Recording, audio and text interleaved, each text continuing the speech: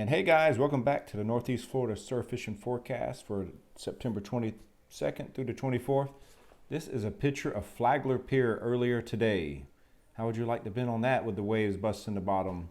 Here we are this morning in Ponte Vedra. As you can see, absolutely rough, major beach erosion. It's been windy all weekend. As I'm filming this video, it's windy outside. My wind gauge in northeast at 28 still with higher gusts. Major beach erosion. The only good news for us fishermen is that it will eventually come to an end, and when it does, the fishing will be off the charts. There will be mullet everywhere, sandfleas everywhere, and all the good fish that follow them. There's also some major cuts forming along the beach. At low tide, which hasn't been much of a low tide, there are some nice holes that are probably 3 to 4 foot deep now. So just keep that in mind, guys, as it calms down. Check out the beach at low tide and find the spots you want to fish, because it's really going to be good. So over the weekend, of course, with the 8 to 10 foot surf, there was not much to report on. However, plenty of shrimp in the river, plenty of bull reds, and if you want to venture out into Guana, where there's combat fishing, as I call it, a ton of reds. But other than that, we stick to the surf fishing. And here was this afternoon in Jack's Beach next to the pier. Now last week there were sand dunes in this area, and there was about a 2 foot drop.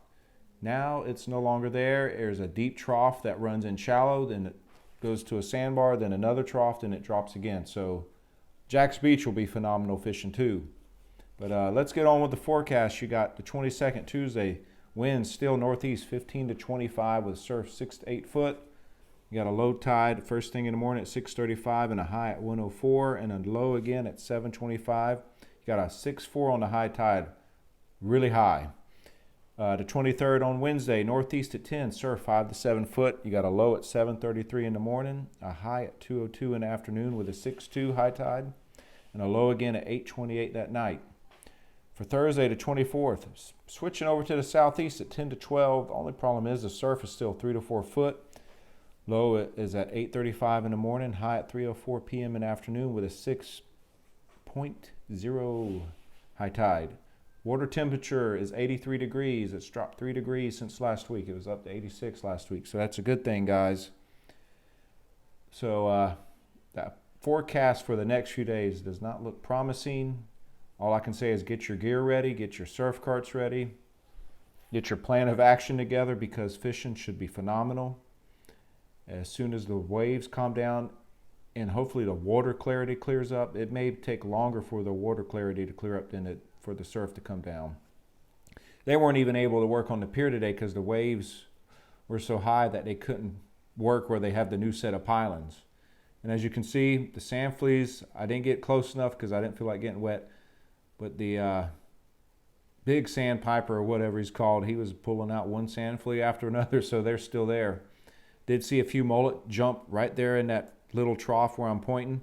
It's probably 3 foot deep in there. There were some kids swimming when I first got there, and it was up to their waist. So if it's that deep at the low tide, imagine what it's going to be at the high tide. Funny thing is, underneath the pier, they have a chain link fence so people can't swim up there.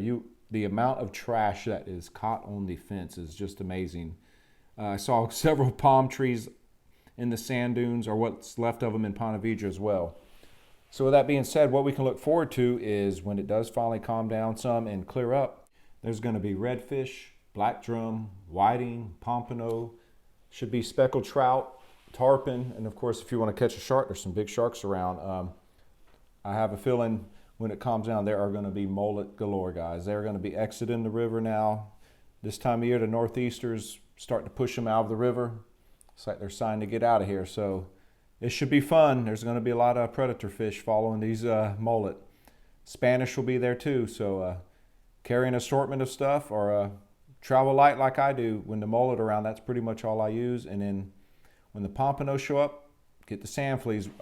Keep watching too, because we got a little tip from Noel Kuhn on how to preserve your sandfleas. Because guys, they don't stay here year round up here in Northeast Florida. So while they're thick, it's a good time to catch them and preserve them. And if you're fishing in the Melbourne area, George Harris, he has a good report. Before the wind was blowing, lots of small pompano, whiting, tarpon, and snook in the surf from Melbourne to Treasure Coast. He's going to be able to start giving us some weekly updates about what's going on in that area, so that will be greatly appreciated. And if you haven't checked out his page, check it out.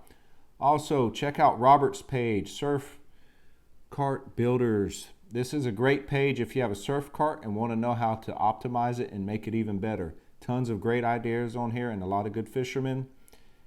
And while the sandfleas are here, as you can see, go ahead and get your rake and head down to the beach, probably about Wednesday, and follow what Noel Kuhn says. Just read along, guys. This is a great recipe. I saw a video of his where he was comparing the brine sandfleas to a fresh caught sandfleas, and I believe the brine sandfleas were 2 months old at the time, and he did a side-by-side comparison, and you could not tell the difference, and he caught fish on both of them.